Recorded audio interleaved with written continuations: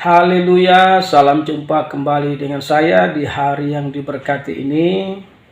Seperti biasanya saya menyapa kita semua dengan ucapkan salam, haleluya, salam kemenangan iman buat kita semua dimanapun kita berada. Baru-baru ini viral masalah Pastor Philip Montova yang membuat KKR Malam Pentakosta di Kupang. Sehingga ada begitu banyak orang atau banyak hamba-hamba Tuhan yang menghakimi atau berani berkata beliau seorang penyesat. Sobat-sobat yang terkasih, sebelum saya melanjutkan tentang baptisan Roh Kudus yang sesuai dengan isi Alkitab, jangan lupa like, subscribe, share dan berikan komentar-komentar yang baik. Sobat-sobat yang terkasih dimanapun kita berada, sebenarnya semua orang Kristen, entah dia Kristen sungguh-sungguh atau Kristen yang tidak sungguh-sungguh, semuanya sudah punya Roh Kudus. Jadi semua orang Kristen itu sudah ada Roh Kudus, makanya mereka bisa menyebut Tuhan Yesus. Kalau mereka tidak bisa menyebut Tuhan Yesus, maka mereka tidak punya Roh Kudus. Jadi semua orang Kristen itu sudah punya Roh Kudus. Namun kita melihat di sini juga dalam Alkitab, murid-murid itu sudah tidak diragukan lagi. Mereka sudah punya Roh Kudus, mereka sudah lahir baru, mereka sudah baptis. Ya, untuk mereka selamat sudah pasti mereka selamat, karena mereka sudah ada Roh Kudus dan mereka sudah baptis, sudah melayani pekerjaan Tuhan.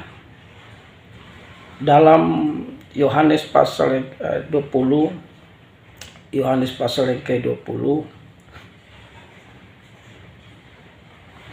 ketika kebangkitan Yesus, di situ ayat 21, maka kata Yesus sekali lagi, damai sejahtera bagi kamu. Sama seperti Bapa mengutus aku, demikian juga sekarang aku mengutus kamu. Karena dalam suasana ketakutan waktu Yesus disalibkan dan mereka sangat ketakutan dan Yesus datang kepada mereka. Namun di ayat 22 berkata, dan sesudah berkata demikian, ia menghembusi mereka dan berkata, terimalah Roh Kudus. Jadi murid-murid ini sudah ada Roh Kudus. Dan semua orang Kristen sudah punya Roh Kudus. Makanya ketika orang-orang Kristen melakukan sesuatu yang jahat di mata Tuhan, itu sama saja dengan mendukakan Roh Kudus. Karena Roh Kudus dalam perjanjian lama, dalam perjanjian baru itu tidak sama bekerjanya. Di perjanjian lama itu dia cuma hingga pada orang-orang tertentu. Setelah itu dia pergi. Sementara dalam perjanjian baru, Roh Kudus itu tinggal menetap. Tidak masuk keluar dalam pribadi seseorang. Nah, saudara yang kekasih dalam nama Tuhan Yesus Kristus, maka di ayat yang ke-30 dalam Efesus 4, dan janganlah kamu mendukakan Roh Kudus Allah yang telah memeteraikan kamu menjelang hari penyelamatan. Segala kepahitan, kegeraman, kemarahan, pertikaian dan fitnah hendaklah dibuang dari antara kamu. Demikianlah pula segala kejahatan.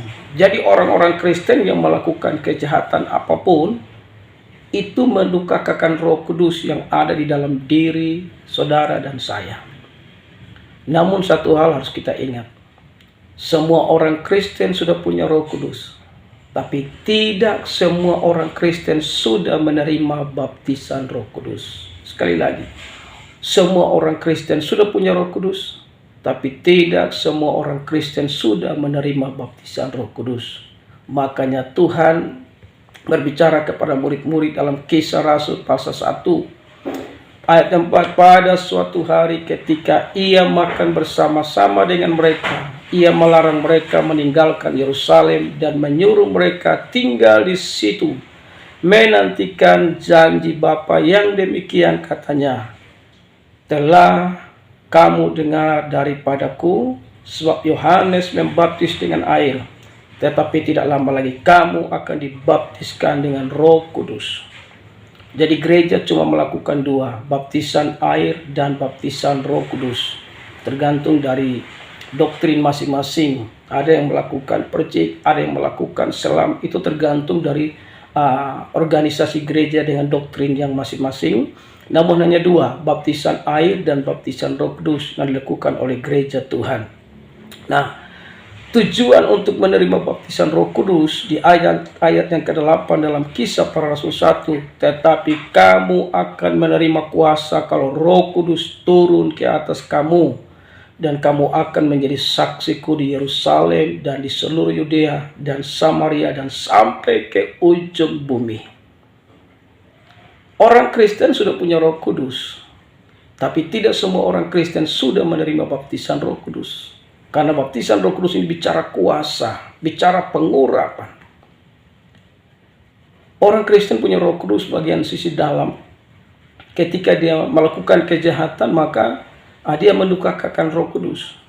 Tapi ketika bicara pengurapan, dia tidak hidup dalam kebenaran. Dia hidup semakin jahat, semakin tidak baik di mata Tuhan. Dan dia tidak duduk dalam hadirat Tuhan, maka pengurapan itu akan berkurang, bahkan akan hilang dalam hidupnya. Tapi Roh Kudus tetap ada dalam hidupnya. Nah, ini bicara pengurapan, bicara kuasa Allah yang turun mengalir dalam kehidupan orang-orang yang menerima baptisan Roh Kudus. Makanya di ayat yang ke-4 Kisah Rasul pasal 2, pada hari Pentakosta, maka penuhlah mereka dengan Roh Kudus, lalu mereka mulai berkata-kata dalam bahasa-bahasa lain, seperti yang diberikan oleh Roh itu kepada mereka untuk mengatakannya. Waktu itu di Yerusalem diam orang-orang Yahudi yang saleh dari segala bangsa di bawah kolong langit ini. Jadi perhatikan di sini, maka penuhlah mereka dengan Roh Kudus. Lalu mereka mulai berkata-kata dalam bahasa-bahasa lain seperti garis bawahi, seperti yang diberikan oleh Roh itu kepada mereka. Jadi Roh Kudus yang bekerja dalam mulut seseorang. Namun harus ingat, bahasa roh itu ada dua macam. Bahasa roh untuk bernubuat dan bahasa roh untuk membangun diri sendiri. Bahasa roh untuk bernubuat yang itu ada di dalam Kisah 2 pada hari Pentakosta. Ini adalah bahasa roh untuk bernubuat. Makanya orang-orang heran, mereka semua tercengang-cengang dan heran, lalu berkata, bukankah mereka semua yang berkata-kata itu orang Galilea? Bagaimana mungkin kita masing-masing mendengar mereka berkata-kata dalam bahasa kita sendiri? Ya, jadi perhatikan di sini, bahasa roh untuk bernubuat beda dengan bahasa roh untuk membangun diri sendiri. Nah, bahasa roh untuk bernubuat ini tiba-tiba dia dipenuhi dengan Roh Kudus. Dia tidak tahu bahasa Cina, tiba-tiba dia ngomong bahasa Cina. Dan ada orang yang tidak mengerti bahasa Cina, dalam kepenuhan Roh Kudus dia terjemahkan. Dan ada orang yang mengerti bahasa Cina, dia berkata itu betul. Nah, itu baru betul. Tapi kalau dia ngomong bahasa Cina dalam kepenuhan Roh Kudus, tapi yang terjemahkannya juga tidak sesuai, maka orang yang mengerti, wah ini ngomongnya bahasa Cina begini, yang terjemahkan begini. Nah, itu yang tidak sesuai dengan firman Allah. Jadi gereja harus perhatikan, karena asli dan palsu itu beda-beda tipis. Makanya gereja apapun mereknya harus ada pemuritan dan harus ada pengajaran-pengajaran yang sangat kuat, supaya setiap orang-orang Kristen boleh bertumbuh sesuai dengan kebenaran-kebenaran firman Tuhan. Nah, sementara bahasa roh yang membangun diri sendiri, di situ di ayat yang kedua dari 1 Korintus 14, siapa yang berkata-kata dengan bahasa roh tidak berkata-kata kepada manusia, tetapi kepada Allah, sebab tidak ada seorang pun yang mengerti bahasanya, oleh roh ia mengucapkan hal yang rahasia. Jadi bahasa roh yang ini bahasa roh untuk membangun diri sendiri. Jadi seharusnya dia melakukannya di mana, di kamar atau di mana yang tersendiri, dia melakukan untuk berbicara dengan Tuhan. Karena bahasa roh ini tidak ada yang mengerti kecuali Tuhan yang mengerti. Di ayat yang ketiga dalam 1 Korintus 15, tetapi siapa yang bernubuat, ia berkata-kata kepada manusia. Jadi kisah 2 tadi ketika mereka berkata-kata, sesuai dengan diberikan Roh Kudus, itu mereka bernubuat dengan bahasa yang orang bisa mengerti. Itu namanya basro, untuk bernubuat, menyampaikan pesan Tuhan, menyampaikan maksud Tuhan.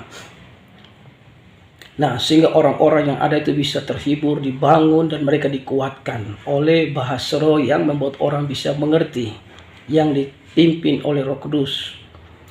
Ayat 4, siapa yang berkata-kata dengan bahasa roh, ia membangun dirinya sendiri. Tapi siapa yang bernubuat, ia membangun jemaat. Jadi bahasa roh untuk membangun diri sendiri tidak bisa dipakai di umum. Kalau dipakai di umum ya orang akan bilang kita gila, orang luar, orang akan bingung apa itu, mereka tidak akan paham. Tapi ketika dia menggunakan di umum bahasa roh yang bernubuat, orang akan sadar Tuhan menyentuh hatinya, Tuhan menjamah hatinya. Nah, begitu. Jadi kita melihat di sini bahwa kita harus hati-hati dalam menghakimi orang lain masalah firman Tuhan. Saya pesan kepada setiap hamba Tuhan yang memberikan tanggapan-tanggapan, tolong tanggapannya harus ada dasar-dasar Alkitab. Jangan menggunakan sejarah, jangan menggunakan asumsi kita, jangan menggunakan logika kita yang tidak berdasarkan firman Allah.